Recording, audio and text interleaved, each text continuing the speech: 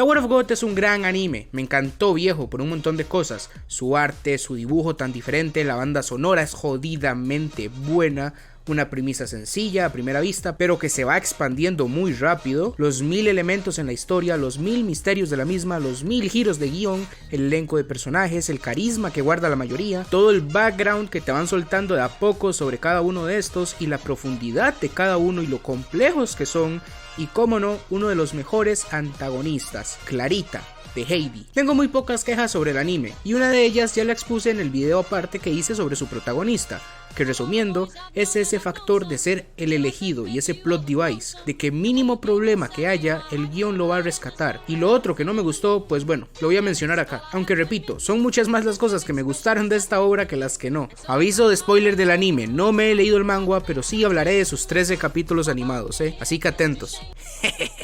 Dije 13. ¿Qué tal? Pura vida, soy Lama, y hoy vamos a hablar de Tower of God.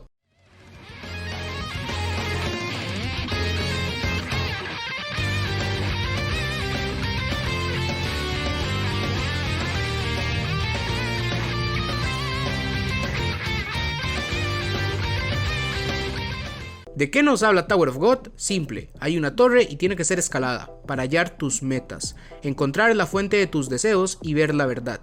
Él es Bam, o Yoru. ¿Bam? ¿Yoru? Nah, ya hice el mismo chiste el otro video, no lo voy a repetir. En fin, nuestro prota spawnó de la nada en este mundo, como un isekai, y conoció a Rahel. Pero ¿por qué dicen Rahel si yo claramente no soy idiota y puedo ver que ahí pone Rachel, Rahel? Ah, pero que se hace llamar Michelle. En fin, Rahel, le voy a decir Rahel, ¿ok?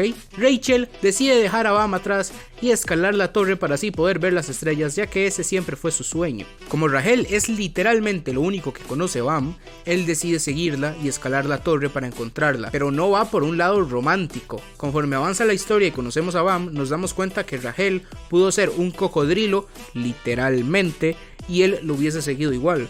Así empieza nuestra aventura, el cómo tenemos que ir escalando para encontrar a la buenorra que está en la cima.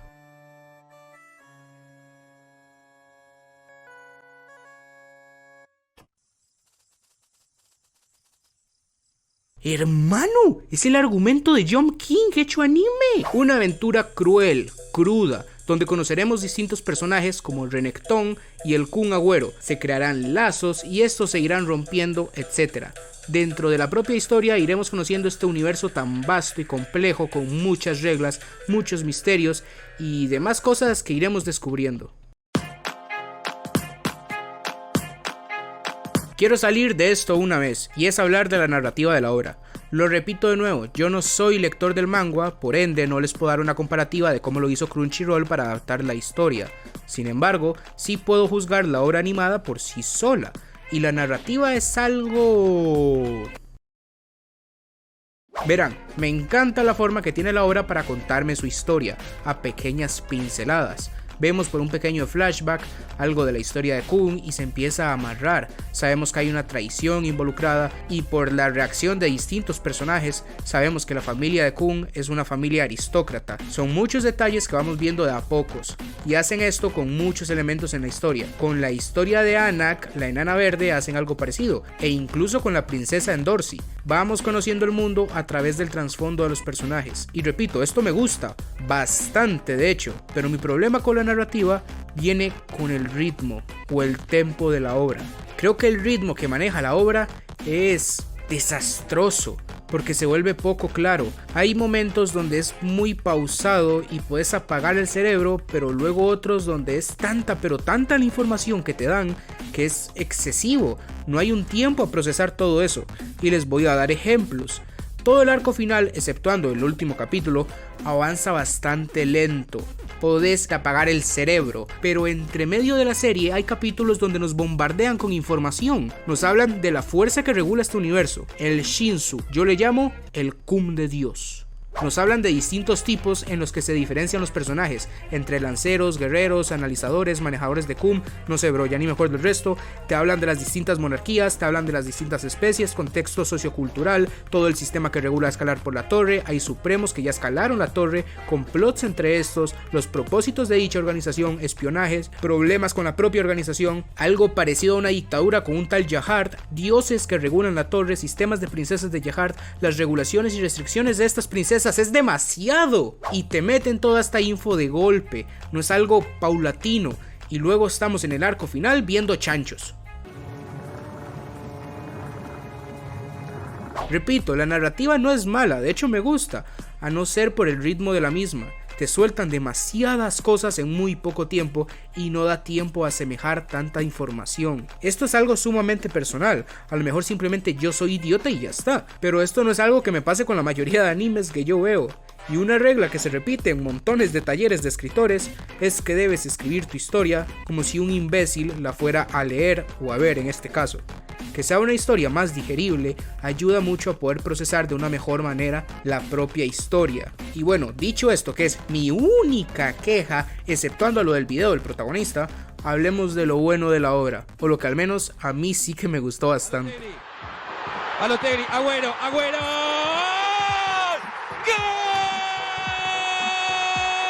Esto es algo que mencioné en el video de Bam, pero Dios, el elenco de personajes de la serie me resultó súper divertido, brother, con un carisma increíble. Empezamos hablando del Kun Agüero. Viejo, no puedo con que literalmente se llame Kun Agüero, viejo. Ok, Kun, como la mayoría de personajes acá, es jodida. ¿Qué es eso? Un pedazo de cartón, un triángulo sin más, un cacho, es parte de su cuerpo, no lo es una herramienta, está fuertemente pegado con la narrativa del personaje.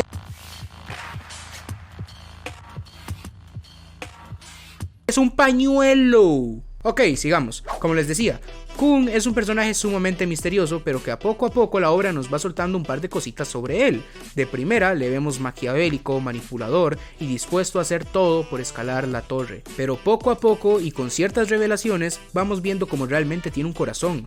Él fue traicionado, nos lo mencionan con algo relacionado a su familia, que también parece que es una familia de poder, pero aún a pesar de eso sigue siendo humano. Su principal prioridad es Bam, al cual apenas conoce, tiene total intención de usarlo como una herramienta más, que es lo que hace con todos, pero conforme avanza se va dando cuenta que es un niño inocente, es totalmente puro, es como si fuera ajeno a lo que rodea a Tower of God, y ahí está la clave.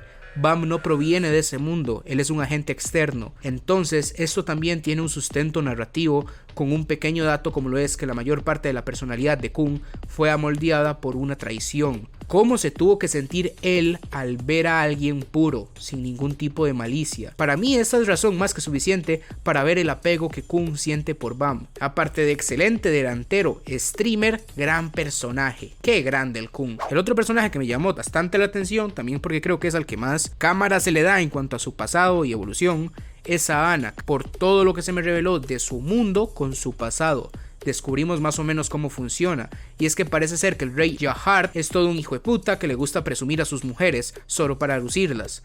Claro, a cambio del título de princesa de Jahart, estas tienen restringido el relacionarse con otra persona, esto para evitar que el poder que él le otorga a sus princesas se propague. La madre de Anak era una princesa y no una cualquiera, fue seleccionada como una de las 13 princesas a las que se les daría una espada, simplemente que se fue en un amorío con un cocinero de tartas de pollo, y de ahí nació Anak. Vivían de prófugos por semejante traición, hasta que los guardias o enviados de Jahart los encontraron y pues sí, se los cargaron. Anak ahora quiere escalar la torre para tomar venganza de Jahart y todo su sistema. Vemos a través de ella en Dorsey, que es otra princesa, todo el sistema de estas y lo complejo que es, además de ver de que cada uno de los personajes tiene su complicada situación y sus razones para escalar la torre. E incluso fuera de estas situaciones se nos dan los espacios para conocer cómo son de una forma más casual. Leroro también es un personaje más complejo, parece que aún siendo un supremo no tiene ni puta idea de nada. Se le ve preocupado y poco a poco empieza a sospechar más de su propia organización al ver cómo manipulan todo. Hats, Shibizu, Serena, Rack, incluso el Pana Verde se encargan de mantener entretenido el anime para mí y lo consiguen muy bien.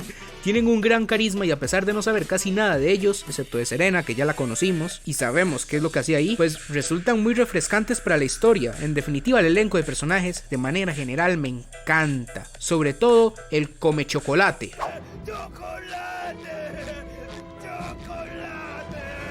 Y no se crean que me estoy olvidando de hablar de alguien aquí, Rachel. Voy a ser claro, Rahel es un personajazo y hay tanto por analizar acá, desde su aparición, su construcción, sus motivaciones. ¡Dios! ¡Qué antagonista tan bueno, viejo! Clarita de Heidi. ¿Quién lo pensaría, Y se hacía la buena.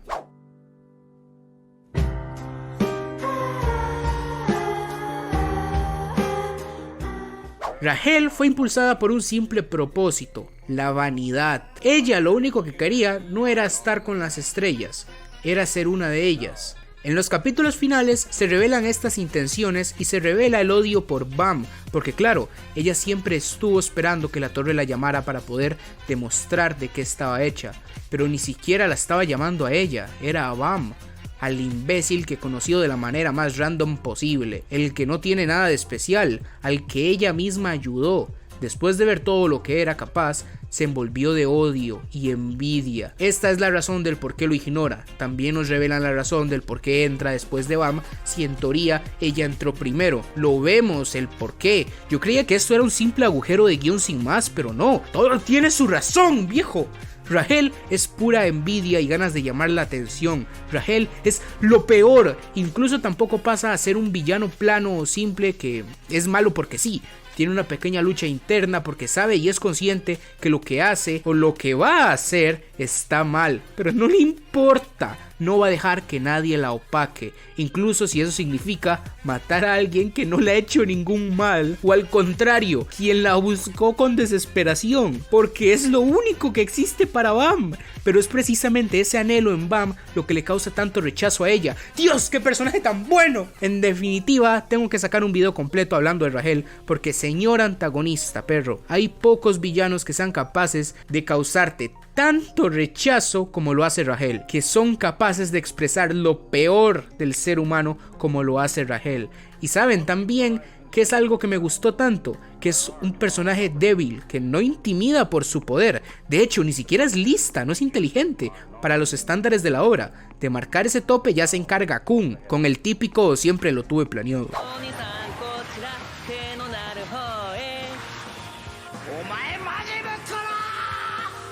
Pero son esas intenciones y ganas de hacer lo mal lo que me hace verla como un villano increíble, viejo. En definitiva, tengo que sacar pronto un video analizando a Clarita de Heidi, porque madre de Dios, puedo estar aquí hablando horas, brother. Como ya hablé al principio, no soy un consumidor del manga, por lo que no puedo comparar qué tal lo hicieron los chicos de Crunchyroll con la adaptación de su historia, pero sí quiero hablar de su dibujo, su animación y su banda sonora. El dibujo del anime me llamó muchísimo la atención, ya que no es el típico que solemos ver en un anime shonen de este estilo. Además que me sorprendió lo poco cortantes que fueron con la censura. Hay sangre en todos lados y I like it, Crunchyroll. Un amigo me hizo ver el hecho de que no hay sombras y que muchas veces el poco detalle que hay te hace una mala pasada con las perspectivas. Por ejemplo, cuando hay dos espadas, es normal ver una espada más pequeña que la otra por un juego de perspectiva. La que tienes más cerca la vas a ver más grande y la que tienes más lejos la vas a ver más pequeña. Esto es obvio. Pero el poco detalle hace ver como si simplemente fuera una más pequeña que la otra. El otro caso con las sombras muchas veces sí se vuelve un poco molesto. Es igual con las texturas, ya que dudo fuertemente ser el único que no pensaba que ese triángulo era un mechón de pelo o un pedazo de cartón, o algo más, no lo sé, pero incluso con esto me gustó bastante. En el dibujo y su animación, a pesar de no dar tanto detalle, es muy único. Incluso no sé con qué anime compararlo, es algo nuevo y esto es súper personal, pero a mí me encantó. Les repito, yo no soy una puta mierda de dibujo, mucho menos de animación, pero en definitiva sí me gustó bastante el cómo me expusieron la obra. Además de que no sé, que pareciera que la mayoría de estas limitantes es por presupuesto. Este fue el primer anime dado a hacer por Crunchy, por lo que es normal, me imagino, que no se quisieran arriesgar tanto. Me imagino que era medio experimental todo esto, pero aún así el trabajo artístico es increíble. Tower of God fue un anime que, exceptuando unos pequeños detalles, pequeñas cositas que quizás no me gustó, la verdad es que como pueden ver me encantó, lo disfruté un montón. Aún no me quiero pasar al manga porque quiero esperar la segunda temporada porque más que todo ya está confirmada, entonces me voy a reservar por el momento. Gente, ayúdenme a llegar a los 1000 subs si les gustó el video. Y pues esto fue todo, si les gustó le pueden dar like, si no fue el caso le pueden dar dislike, coméntenme como siempre si están de acuerdo o no en algo conmigo, siempre leo y respondo, nos vemos pronto con otro video, espero que sea el video de Clarita, se cuidan y adiós.